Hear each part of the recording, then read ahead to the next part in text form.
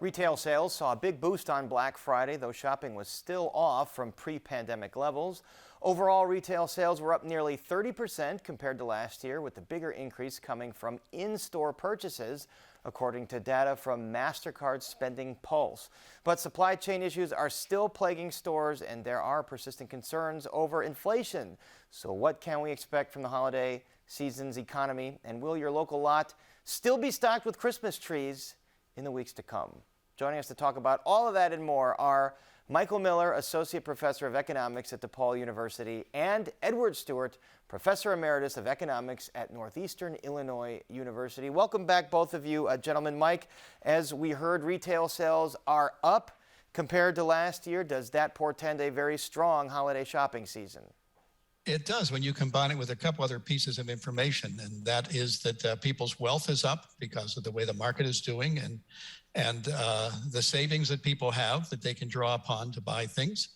We also see there's some pent-up demand that people will probably spend now instead of when they did not spend during the pandemic. But the one thing that seems to be spooking the market is inflation.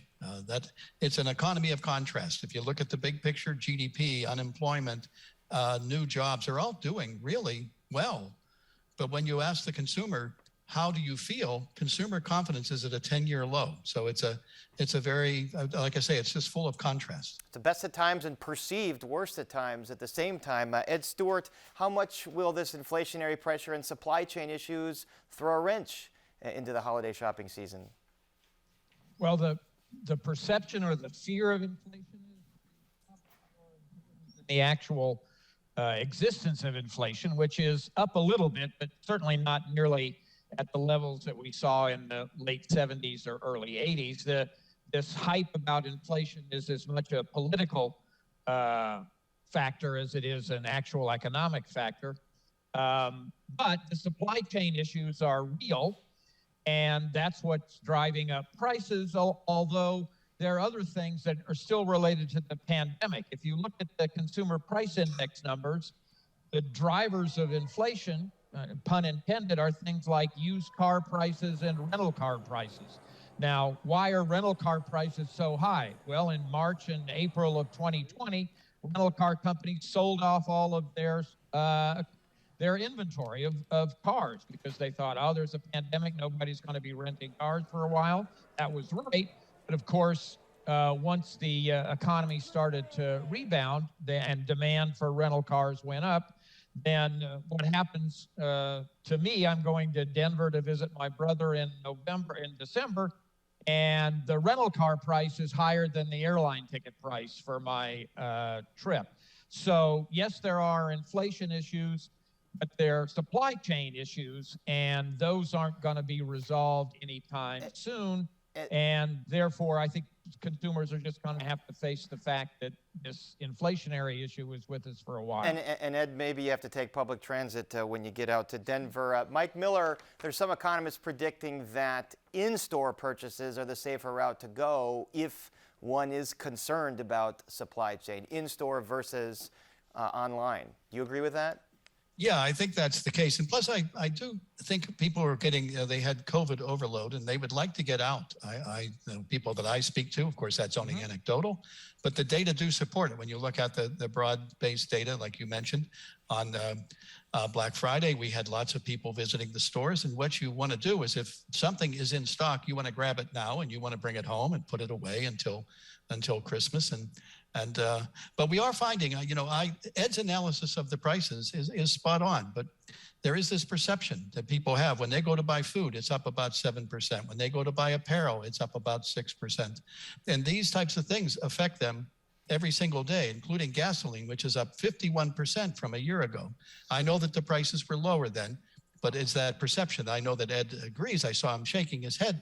There is the reality, like I say, the economy is solid, but there are these two underlying problems that are the inflation, and that is weighing on the consumer, there's this consumer confidence problem. And Ed, maybe those gas prices are also leading to those higher rental car prices. What's driving the high gas prices, and are there any signs that some of these efforts at mitigation by the president might bring those costs down?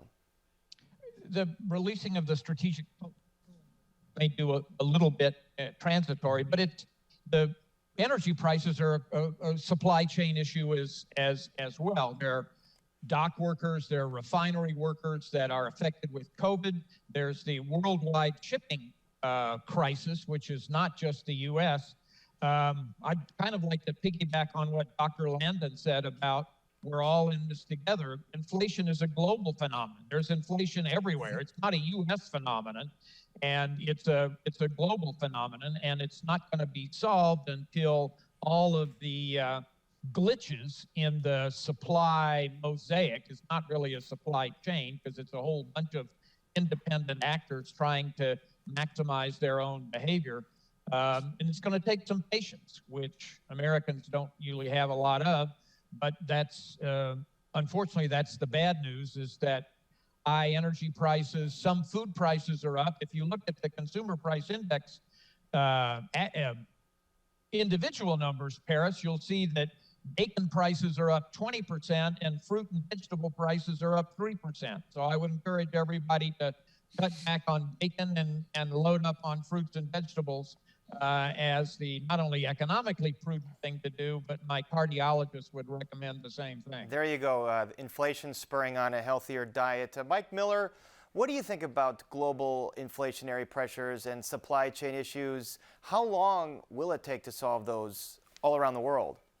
Well, I'm thinking when this first began, I figured it would take into early no later than mid-2022. I agree with Ed that this is one reason I was concerned. It was very much related to the money supply until I saw data that showed it's across the world.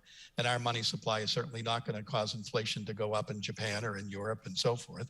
And so I think it is, a lot of it is demand-based in terms of households have the pent-up demand, and that's being further spurred on by the government spending.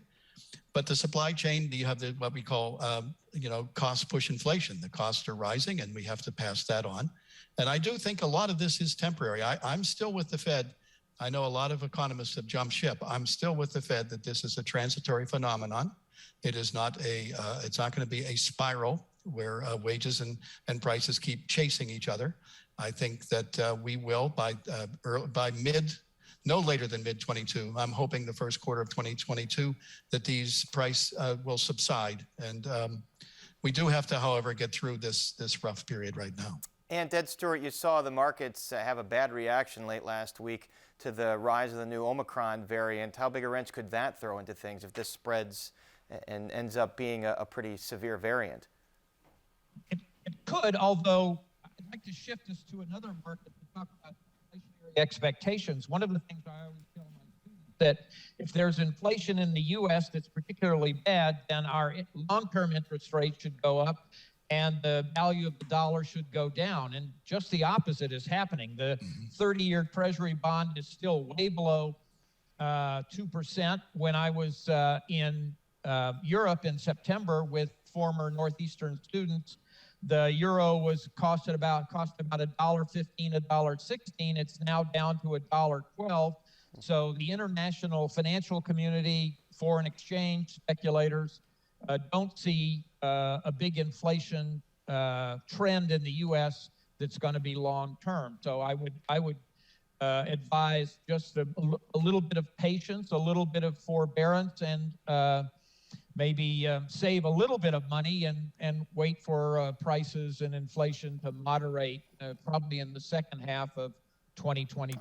All right. Patience seems to be the key word here in this discussion. And our thanks to Michael Miller and Edward Stewart. Thanks so much. You got it.